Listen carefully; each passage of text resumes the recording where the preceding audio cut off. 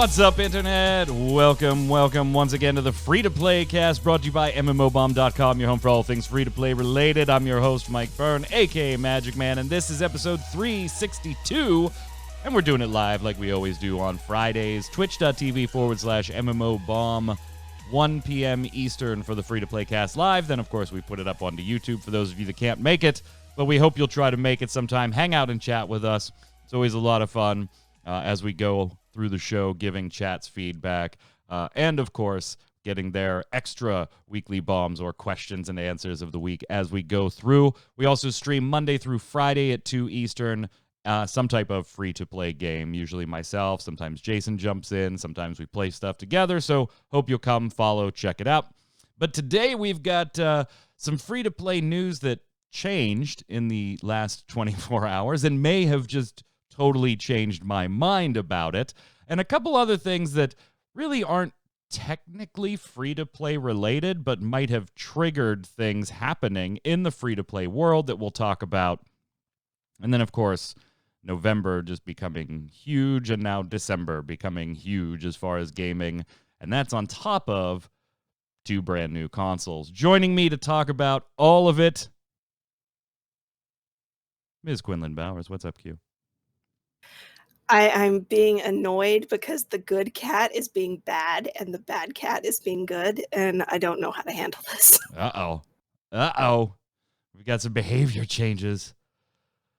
He's mad because I shut him in the room with me while I'm recording. Hear him? Do you hear him? I do. At least it's not a cricket. Wilfred, No. it's not Wilfreda's cricket. He's just terribly upset because I locked him in here with me while we do this, because otherwise he's locked away from his stuff. Also on the line to go over all this with Q. At least I think they're on the line. The man, the myth, the ghoul. Mr. Jason Winter?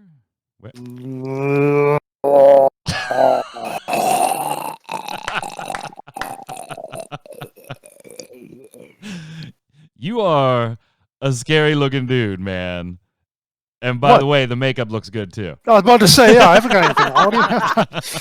Dude, that's not very nice.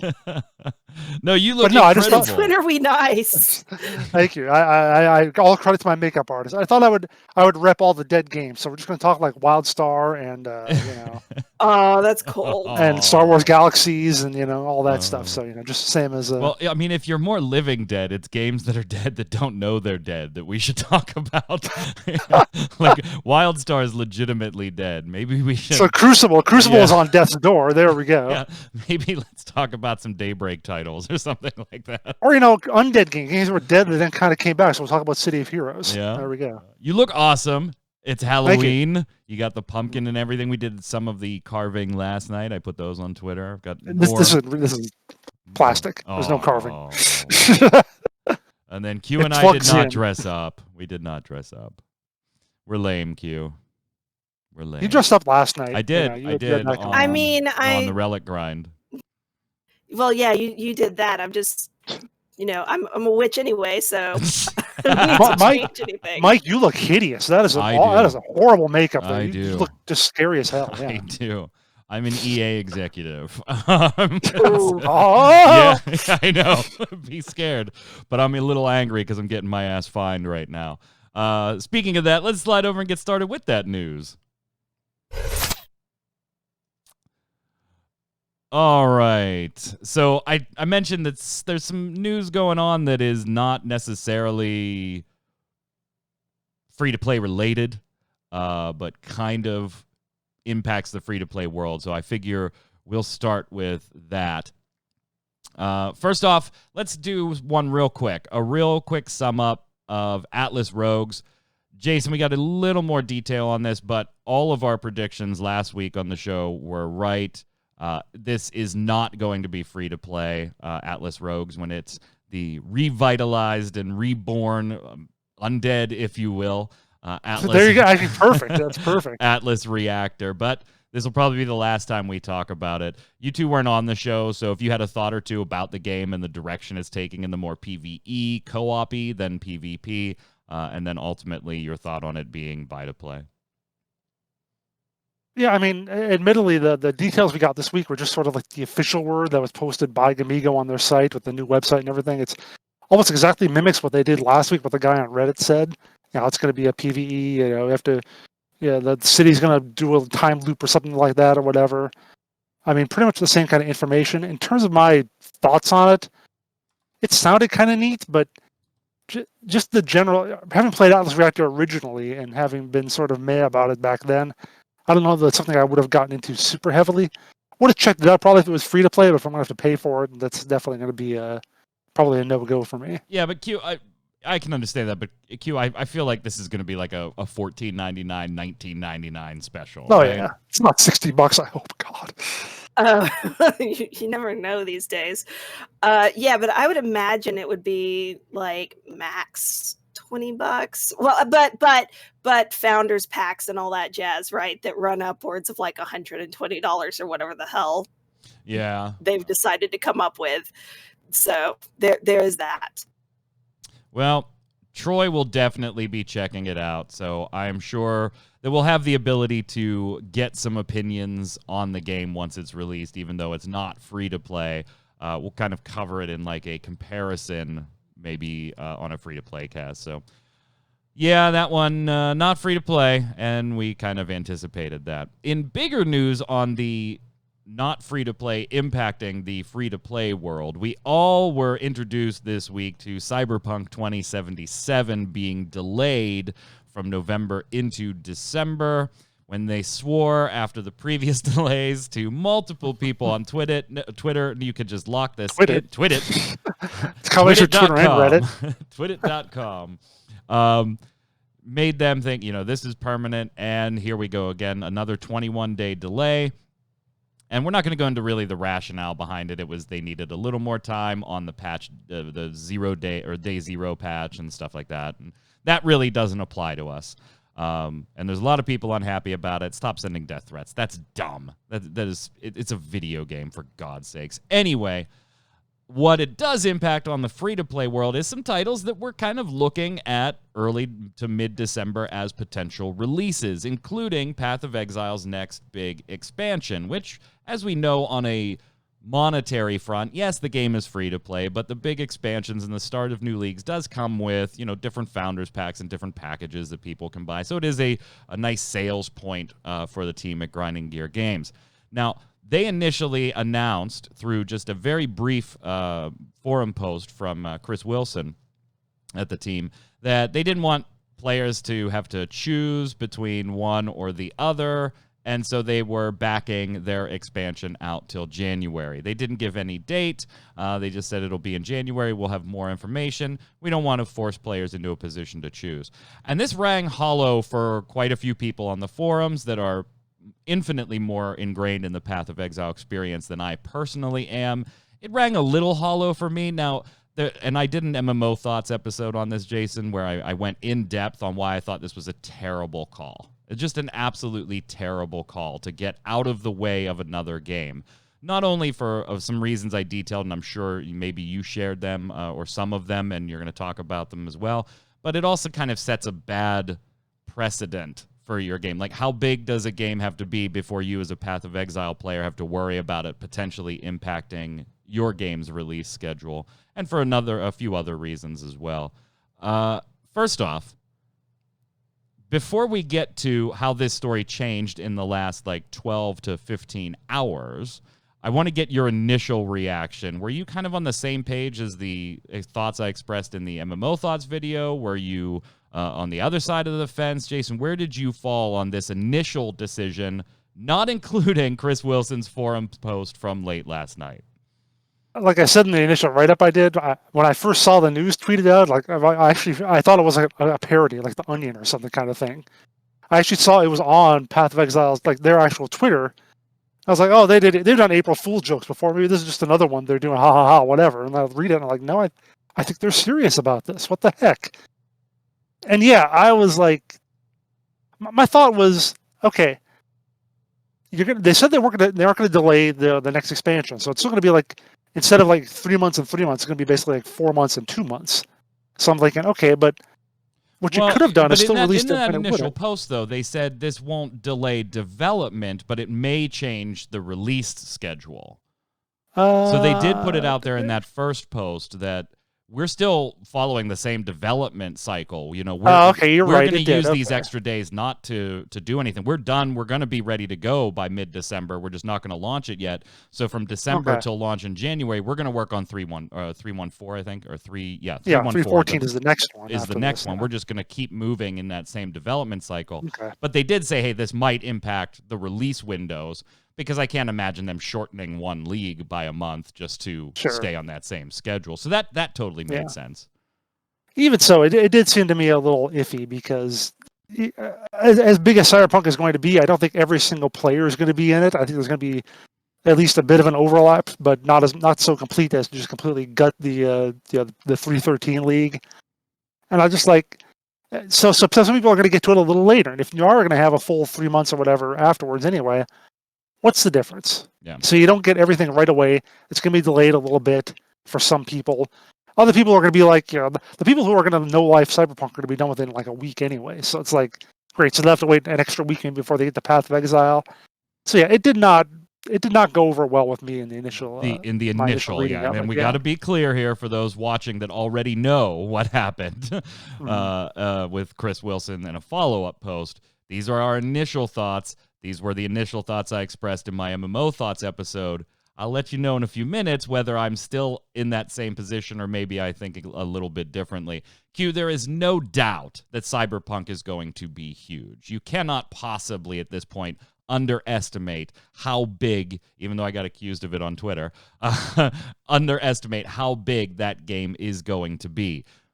And I could understand if you were launching a single-player, open-world, huge game in the same window as Cyberpunk, you might want to get away from that window. But on the initial announcement, you're kind of going, well, wait, I've got this open-world, predominantly single-player, story-driven experience for whatever, $60, $80, whatever bundle you ended up buying. And on this side, I got my free-to-play. Maybe I'll buy a Founders Pack. Maybe I'll buy some League Pack or whatever. Maybe I won't. Maybe I'll buy it a little later game that's an ARPG. If I would have had to pick games that would compete with Cyberpunk or be worried about Cyberpunk's window, Path of Exile, I think, wouldn't even have made my initial list, I don't think. Yeah, but I think you're also looking at it from the perspective of two people who do not play Path of Exile on the regular. Yeah, I'm very casual in Path of Exile. I still play it. It's still installed, but I am super casual. So that is absolutely a fair point, Q. But yeah, I mean, I know, like, I've been planning on playing Cyberpunk for how long now? When did they initially announce it? Yeah, you've been a Cyberpunk groupie for a long time. So, Cyberpunk's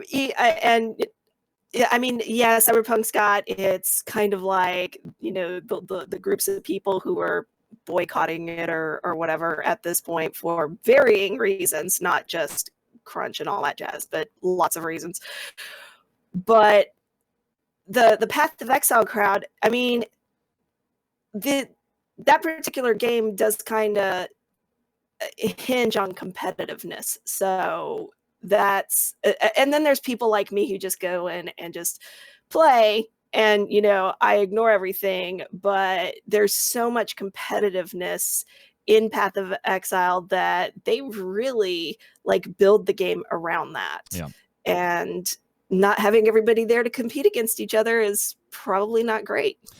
Yeah, and I think my main problem with the initial announcement was it put people that aren't interested in Cyberpunk, which if you look at Path of Exile's player base, obviously there's probably a big number that are anticipating and going to play Cyberpunk day one, but there's also probably a big number of people that don't care about the game or aren't planning to pick it up day one or things like that. So I felt like for a number of reasons this was a bad call. One, like I said, it puts you in that position of how big does a game have to be now before I have to worry about my Path of Exile stuff being delayed? Is the next Smash Brothers going to delay my Path of Exile League or my Path of Exile expansion?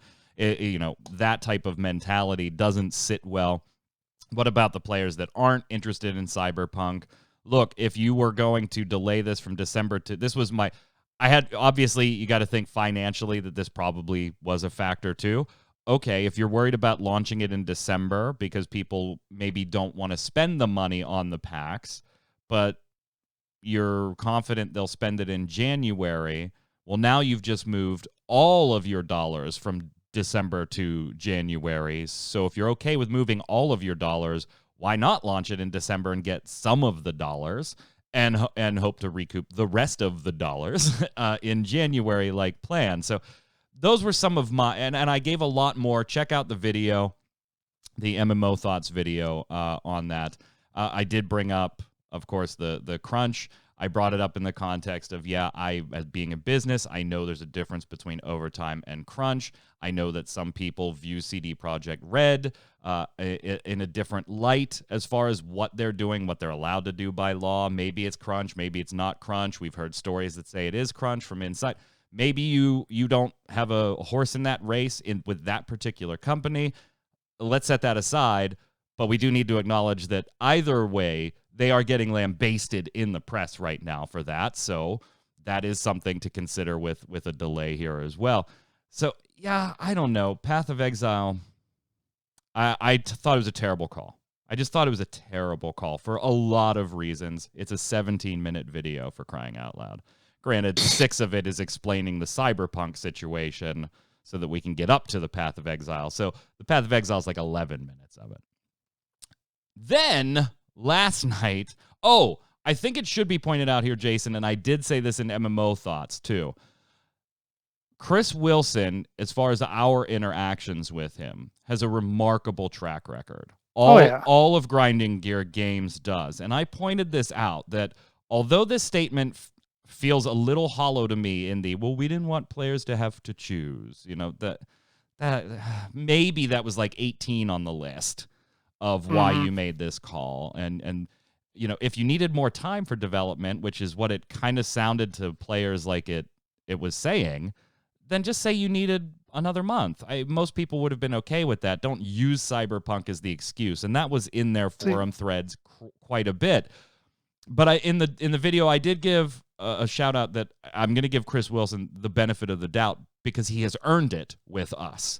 He has always answered our questions, whether I've interviewed him, you've interviewed him, very honestly, very transparently. Even when we ask him what we think is going to be a tougher question that they'll probably PR slap us with some generic PR spin, they usually don't. This is a good, trustworthy team, at least as far as our interactions go with them.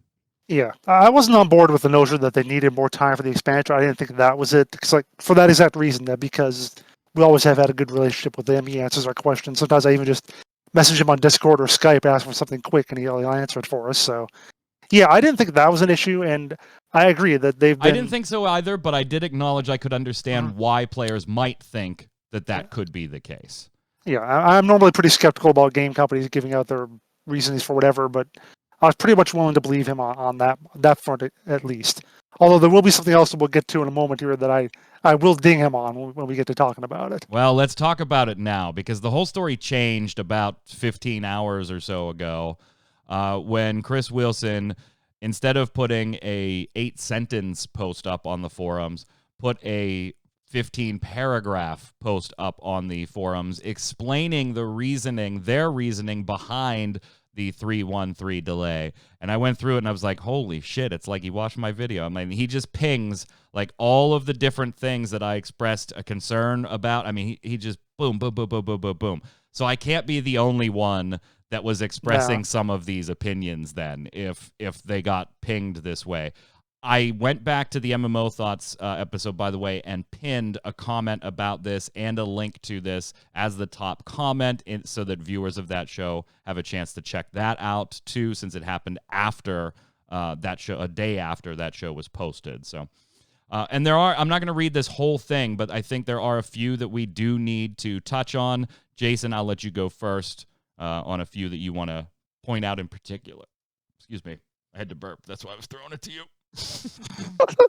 Okay, well, the headline, as I put in on our article, is "We would be effed." Yeah, because that was a direct quote from there when he goes on and talks about various impacts that this would have if they had decided to just keep the release date as it was, which was going to be about a 3-week gap. And he said that wasn't perfect, but we thought we could handle it. But then when they shifted Cyberpunk's release date, it could be like right on top, like a 24-hour difference.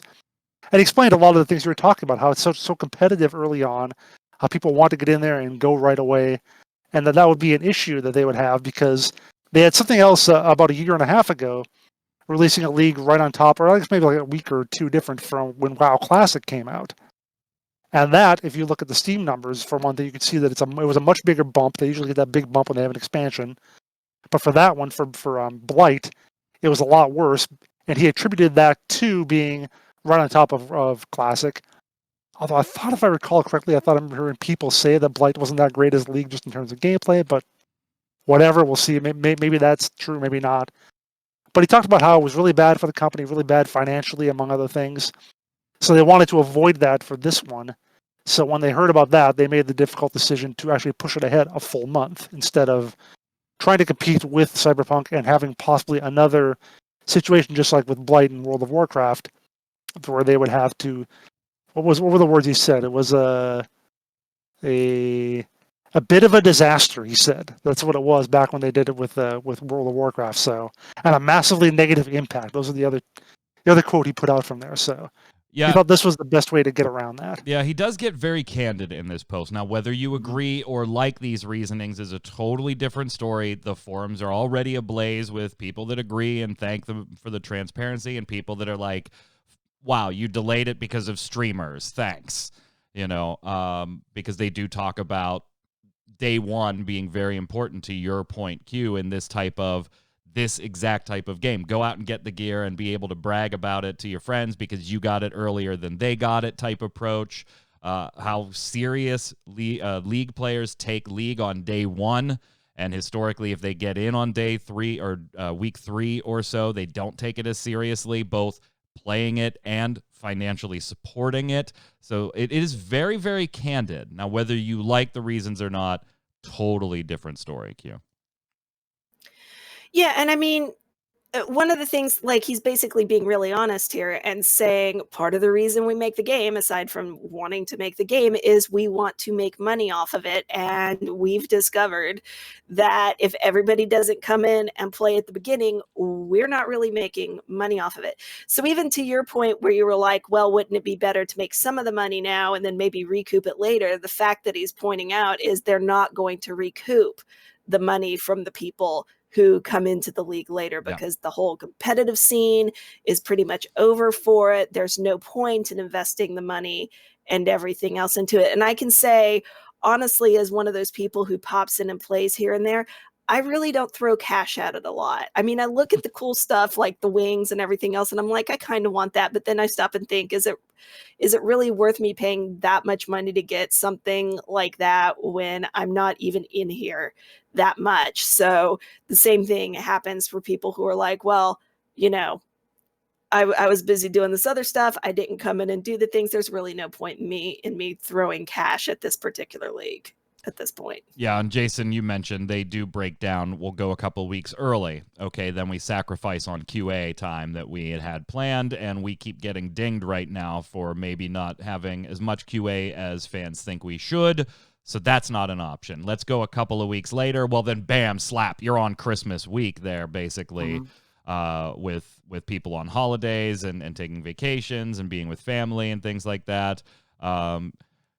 Chris does go in here to mention that he doesn't want to be put in a position where he has to put crunch type situations on his staff. He acknowledges players that aren't interested in Cyberpunk and apologizes to them for this case. So I thought it was remarkably transparent.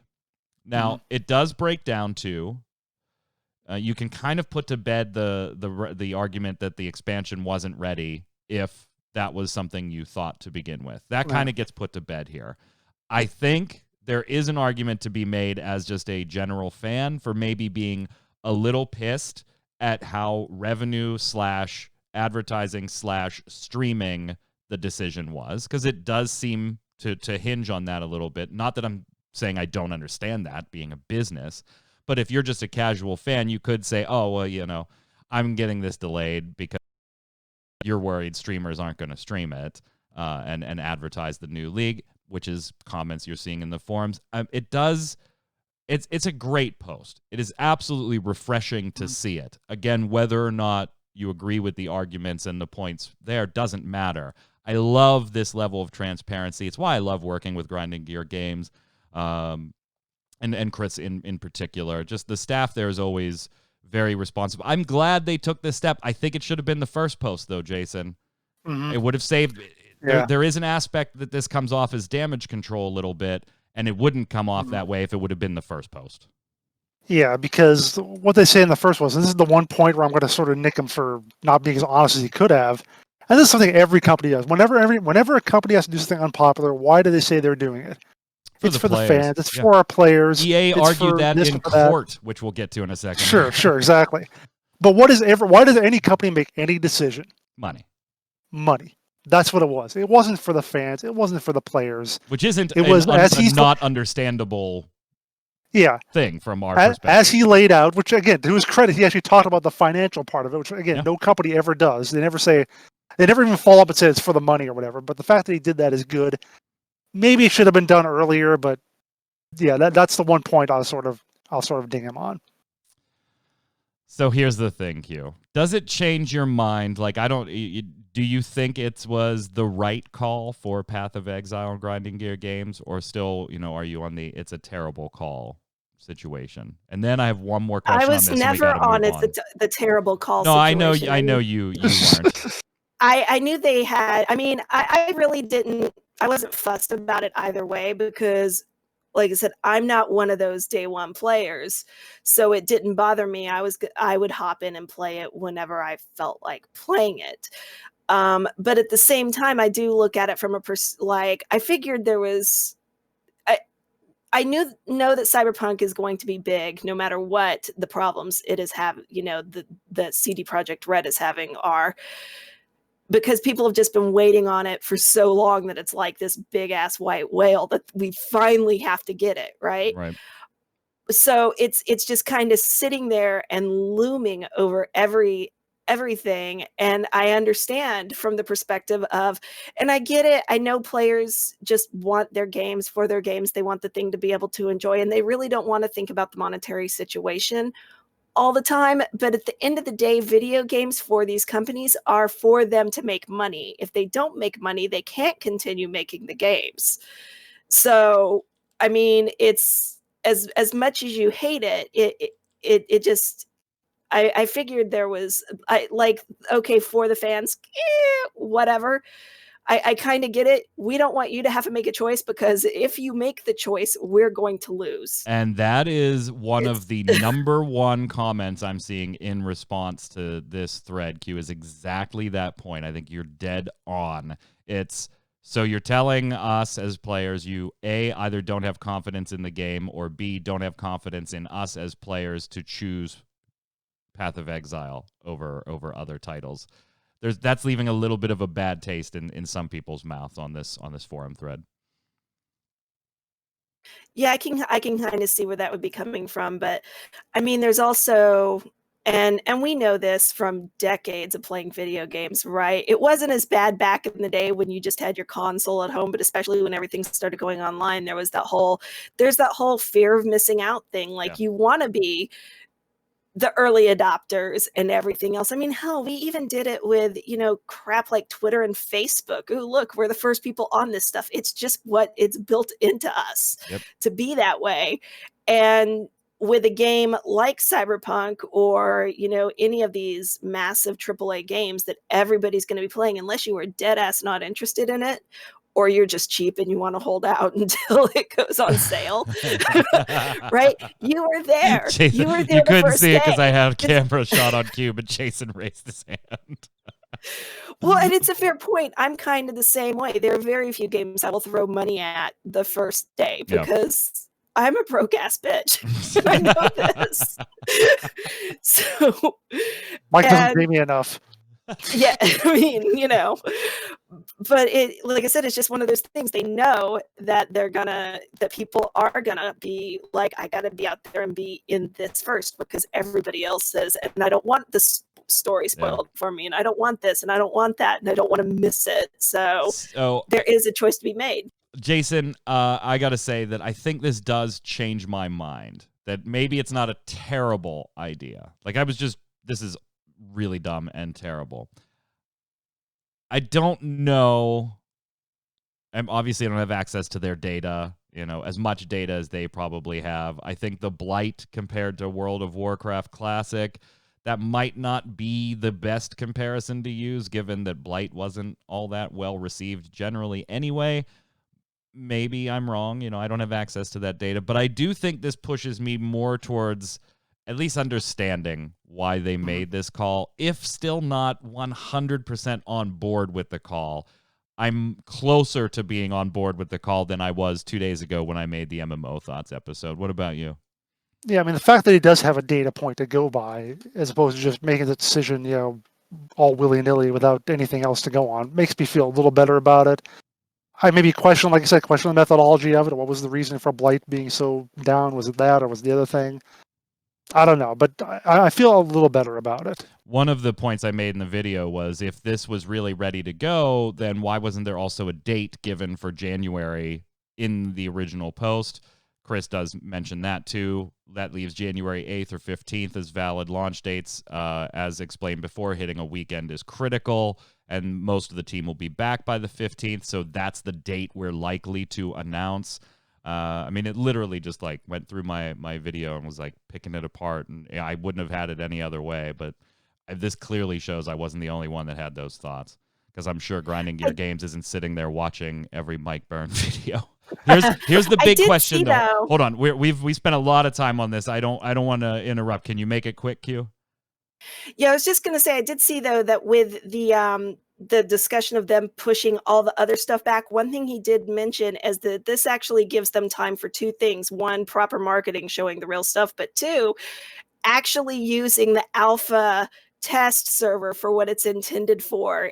So maybe it'll benefit everybody. We shall see.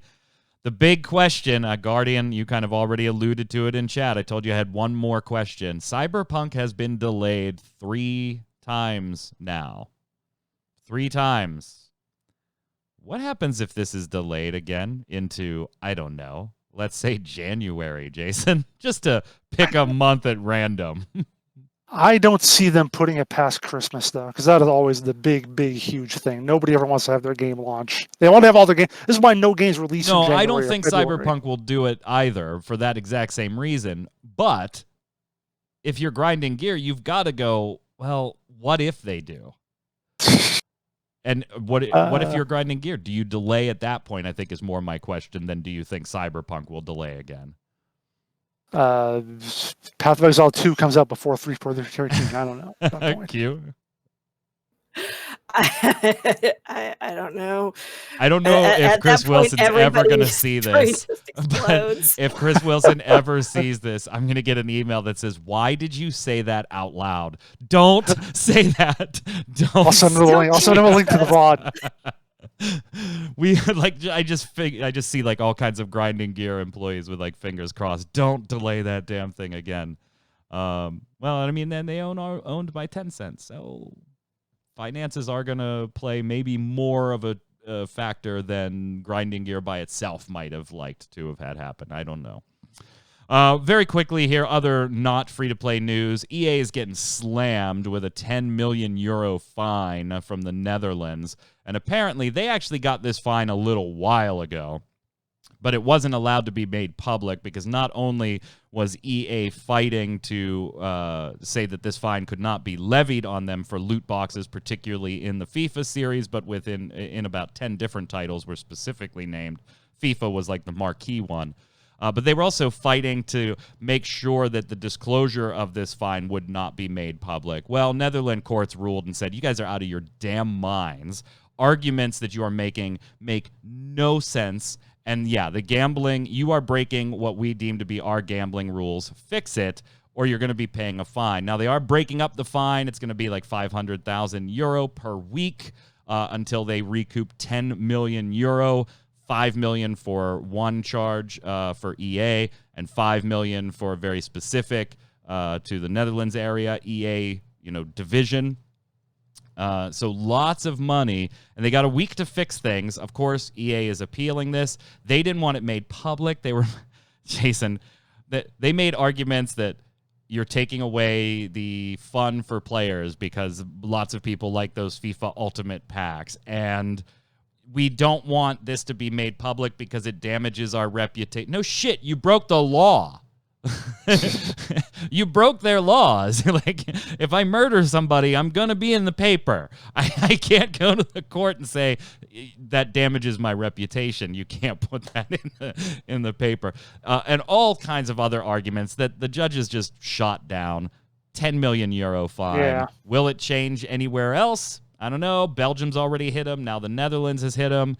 I still just don't see big changes besides modifying the games a little bit in particular areas until somebody like Japan or the United States hits them.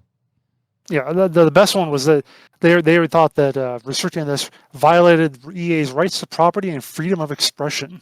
Yeah. This is a creative endeavor. You can't give us criminal. We can't be held criminally liable for our creative endeavor here. Yeah, you can. Absolute mess. I mean, it couldn't have happened to a nicer guy, Q. I just what to do with that? We're being creative, so you can't, and you're taking away our freedom of expression to what? Take people's money. Say what you will, you might not like Yongya at all. I do watch some of his videos. I watched his video on this knowing that we were going to be talking about it. And I just love when the look he gives to the camera when he talks about that exact moment where they were arguing that this takes away their creative freedom, where he's like, wait a minute. If I rob a bank in a super, super creative way, I am still, at the end of the day, robbing a bank. I was like, that's dead on, my man. That's dead on. So, although if anybody's played any of like the like Hitman games, something like that, you do murder people in pretty creative ways. So clearly he's not doing anything illegal there. Yep. So EA has a week. They're appealing this, of course, but they've got basically a week to fix it to comply. Oh, and they told consumers, by the way, who were asking like, what should we do? And they were like, no, we're not going to enforce anything on them. We're not telling them how to fix it. Here's the law. Make your game conform to the law, so if you have questions about how they're going to fix this, you need to talk to EA. They were like, that's not our job. I was like, our job is just to find them. I love the Netherlands courts. Now that Cyberpunk is out of November, November was already a big month, particularly on the free-to-play, so we've got some releases here to talk about. Jason, Guild Wars 2 kicked off a roadmap that's going to start with some happenings in the month of November that players can look forward to. Then where do we kind of go from there? So yeah, they've been doing the Icebrood Saga as part of their latest epic story and doing it in chapters. Come about every 3 months or so. Well, now they're changing it. They're apparently, I don't know if this was part of the plan all along or if it's something they knew they're deciding to do, but they're kind of breaking it up into, I guess, smaller chunks that are going to come out more about every 2 months. It's called the Icebrew Saga Champions. That's the overall arching name for the whole shebang or whatever. Going to have 4 parts starting in November and running all the way through to May, along with the usual like events and little stuff going on in between them. But they're definitely breaking it out a little more. Maybe that's due to them dividing up labor differently because of how COVID has impacted things, and also maybe how their personnel have been a little reduced over the past few months. So it's going to be interesting to see how they pull this off. It reminds me also, if you remember way back in the way old days, they used to try to do updates every 2 weeks. They were doing like the smaller-ish story updates, and this is not quite on that level, but it gives me almost that same feel. They're trying to get smaller chunks. I don't know if they're going to be smaller technically, but probably are. Smaller chunks out at a more frequent basis than building up to every 3 or 4 months like they have been doing. Good stuff for Guild Wars 2 fans to look forward to. Genshin Impact also getting its 1.1 update. Now, we've covered a lot of this. It got a mini story, by the way, from Mona. If you're a high enough adventure rank, you can go do that now, but it'll still be there if you're not.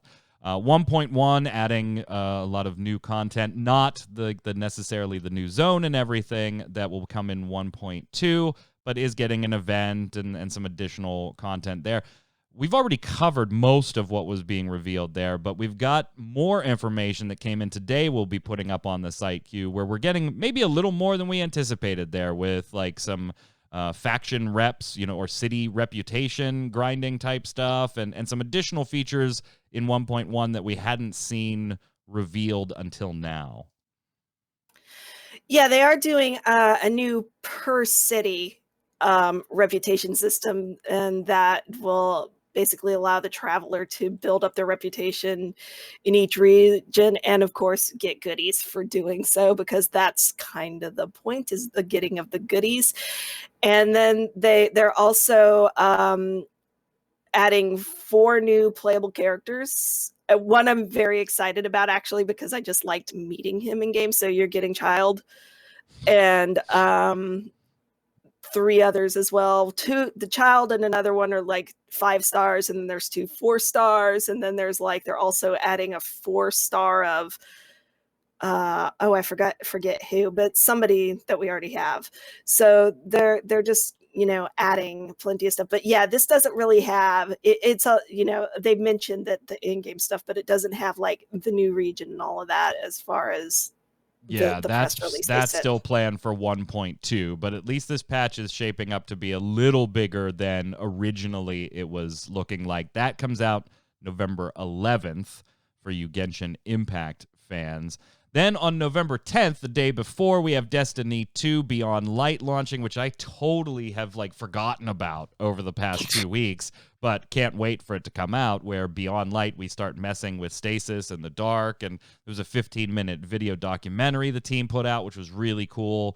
It's definitely worth a watch. It's on mmobomb.com in the story about looking like the old tower might make an appearance, and more importantly, or more, I would say, more evidence leaning towards the Traveler being restored in some way. And I've also seen, Jason, some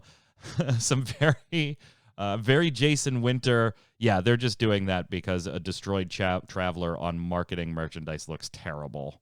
They I'm like, I saw somebody say that. I was like, that is a very Jason Winter thing to say.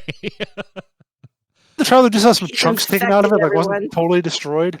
Yeah, it's got the chunks floating around it and stuff. Yeah. Yeah, well, it's like the second Death Star or whatever. I don't know. Whatever. One thing I wanted to mention real quick too in the Arena Guy thing, the Guild Wars 2, when their update comes out on November 17th, they're also going to put voice acting back in from the previous ones that we missed it from before. So Old Glory is letting you know, Jason, you got something right here. Oh God, where? Oh my God, where? Right where? here. Okay. But yeah, I'm sure that'll be great for Destiny fans, which I never played the original, so I don't know how cool any of that. Can they bring Cade back? Anyway. The next comment, that is his face. Yeah, what's wrong, man? I don't get what the issue is. Would you think Old Glory would feel really bad if he didn't know you were in some motorcycle accident last night? Yeah, in a motorcycle accident that horribly scarred me. But I'll make it for the cast. And we talked about it before show. We were like, chat, don't he's in a lot of pain. Don't mention it. Old Glory's coming. What's up with your face? Okay, side story. Now that we've said face, anyway. Sorry. When my oldest son was very, very young, he could talk, but it was just words here and there, not full sentences and everything. We were at a restaurant, and I wasn't there, so I'm telling this story third hand. My wife and my in-laws and my boy Michael were at this restaurant, and the waiter was a younger fellow who apparently had very, very bad acne. And, I don't know if he was doing something about it or not, but he had, really, really bad breakout all over his face. And so it was to the point where everybody was kind of like, ooh, okay, pretend not to notice, but it's a lot. It's not just, oh, you got a breakout here. It was a lot. Michael, who's, an infant and just knows words here and there, just looks up at him and just goes, face! That's my wife came home and was like, I was mortified because all he did was look up and just go, face! I'm like, oh my God. Anyway, last thing before we head over to the weekly bombs. we got a new trailer for Elyon, formerly Ascent Infinite Realm. Was tweeted out on Elyon_the game from their Twitter account. It's a little over a minute long. Most of it, in fact, I think all of it is like pre-rendered cutscene type stuff. I really didn't notice if any of this was super in-game with like maybe the UI taken off or anything. So I was excited to see the trailer, that there was a trailer. I was excited even more that there was a Korean launch date announced for December 10th. We still don't know about a global launch yet. There are founders packs on their website in Korean won. When I converted them, it seemed like they were ranging between about $10 and $16. It came out to like $9.23 and $63. So we'll say between $10 and $60 for the different founders packs on the site, the Korean site. I was excited by all of that, even though we don't have a global release. Except, I don't know, the trailer was just kind of awesomely generic, I think was the way I put it. You know, it was great to see, but there wasn't really all that much exciting to me in it besides here's a look at some more Elyon stuff.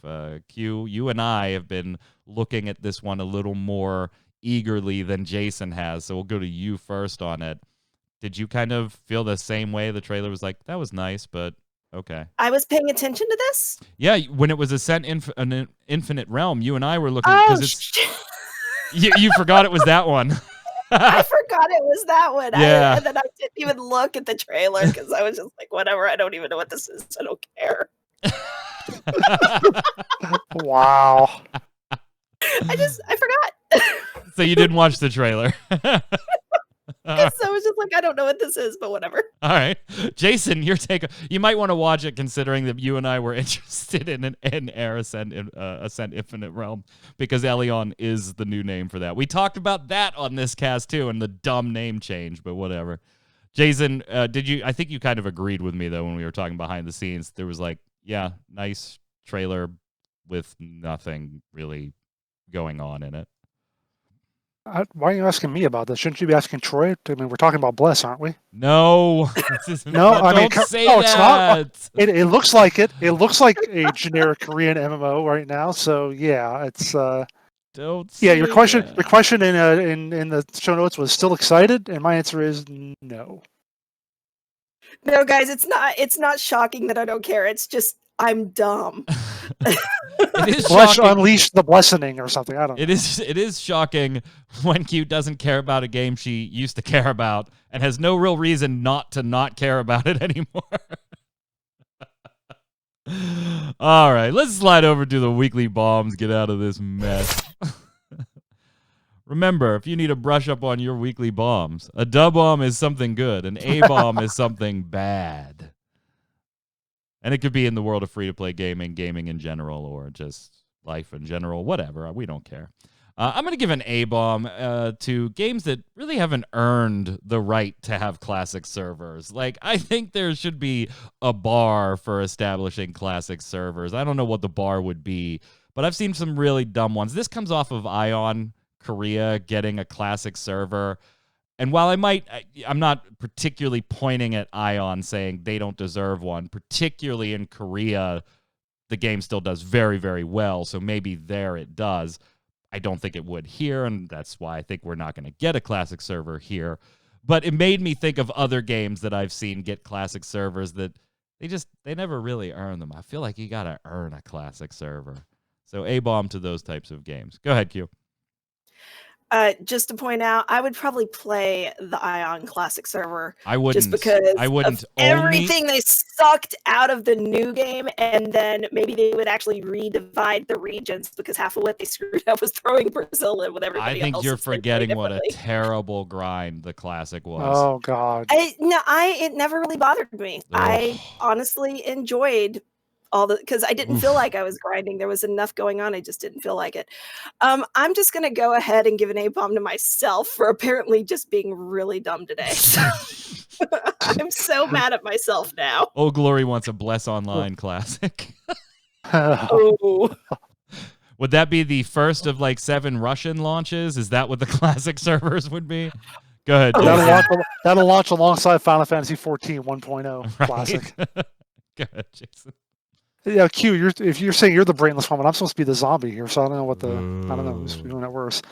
I was going to give an A-bomb to Conqueror's Blade because they've been having login issues and server issues with ping going into the red and your little marker on the side, making the game literally unplayable. So that's been going on for like a week or two, ever since the launch of the new season. I just quit. I was like, I'm done. On Monday, I played a couple matches, had that happen. I'm just like, no, I'm done.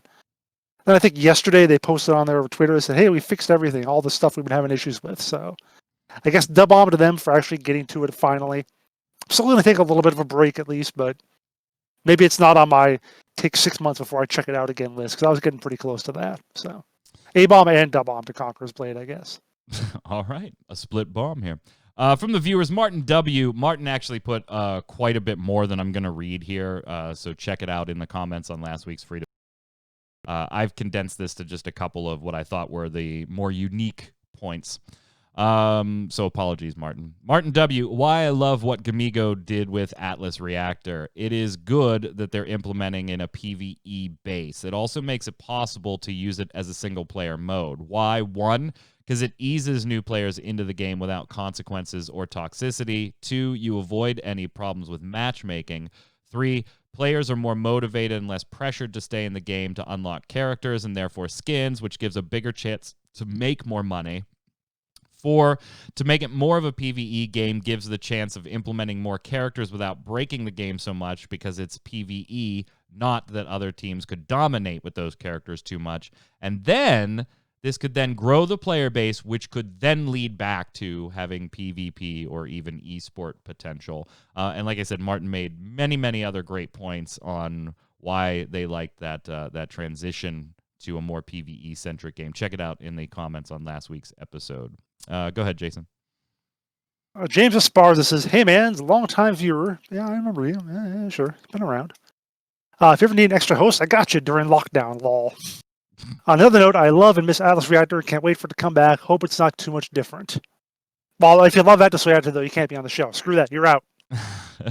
Well, it's going to be very different, and it's going to be buy to play. And, hey, we're always looking for hosts. If you do content, James, hit me up, magicman at mmobomb.com. It's just normal magicman, magicman, at mmobomb.com. Link me to some video or some audio you've done. We actually have another new host starting December 4th. Due to scheduling, they will start December 4th. So I have no idea who it is. Mike keeps all his secrets, so it's going to be a surprise to everyone. Yeah, he hasn't told either one of us shit. Jay says A-bomb to delays from games affecting other games. Stojan says da-bomb to my broken car. Jason, you kind of asked if maybe that should have been an A-bomb, right? And he says it was an A-bomb, so I don't get it. He needs the chart. You need the chart. You need the chart. You need the chart. Here's the chart for you. Ninja Panda's given a dub-bomb to the end of my family's isolation on Monday the 26th, and an A-bomb for delays and stuff. Guardian Veil dub-bomb to the Rocket League game Mike was playing with Perry when the servers were on fire. A-bomb to delays. That was a fantastic Rocket League game. The servers were just literally shitting the bed. And we played, though, as long as the other team was willing to stay, we played. They ended up forfeiting. Q, go ahead. We're up to Raggerty, right? Yeah. Yes. Okay. A-bomb to Arcos Labs, a capture system. Spin the animals so it's right. Fine, can do that. Find the dice that add up to 14. Sure. Wait, why is there a 6 low res with numbers and dots? My brain can't do that 20 times just looking. Wait, 20 times? The hell? 20 time captcha? I'll do the creepy audio that says the numbers. Got it wrong? Sure, I didn't, but let's do it again. Wrong again. Okay, let's go back to the dice. Add the dice. K, that one next. Not that one. Not that one. Not that. What the actual fuck? I want to play Hitman. Epic, come on. I already have 2-factor authentication. On why do I have to do this as well? What? I don't even know what's going on there. That sounds... Is he maybe playing a game and doesn't realize it? Yeah, maybe that's the game. Yeah, you booted the wrong game. Actually, there is some sort of like capture the game. I think I think I've heard of that. Oh my. Grabbin says Wilfredo didn't call out Mike on his mistake instantly, calling Wilfredo Alfredo last week. He waited. He waited a whole minute and a half, holding the mistake close to his heart. He would not let this offense go unnoticed. Yeah, that was pretty bad. That's pretty bad. I had to say Atlas Reactor so many times in a row that I just defaulted with the A sound and called him Alfredo. So bad. Oh, Jason, finish the bombs off. Lancer 908 says, I miss Alfredo. I mean, Atlas Reactor. he actually put Atlas Reactor there. I just added the Alfredo.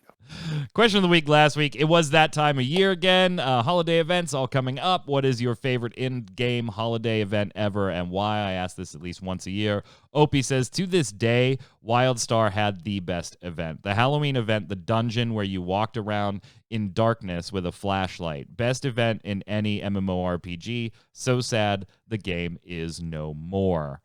Jason, go ahead. Yamikami has an editor's note talking about the same event as I above. put the editor's note. I know. He says, oh yeah, I remember that one. It was very unique. The WildStar one, I guess. Yeah. I liked it too. But actually, that first section with the light and I rubbed my face, damn it. That first section with the light and dark was the worst part of it. In concept, great. But with a full party, you had at least one guy who could not find his way, and everyone else had no weight. Happened to me too, to be honest. And that also sucks when you make your teammates wait. Editor's note again. This is from Mike. Then adds the event. Now back to Yamikami. It's so complex. No. It was Sometimes- Yamikami. It's all Yamikami. First, they were talking about the WildStar event that the previous commenter talked about. Okay. Then they were adding their own new event Okay, for the this is question. where we're at now. Good Well, grief. since I'm still playing Monster Hunter World with my 1,000+ hours and I've forgotten every other game in existence, my vote goes out for the Halloween event there. I just love how the gathering hubs are decorated.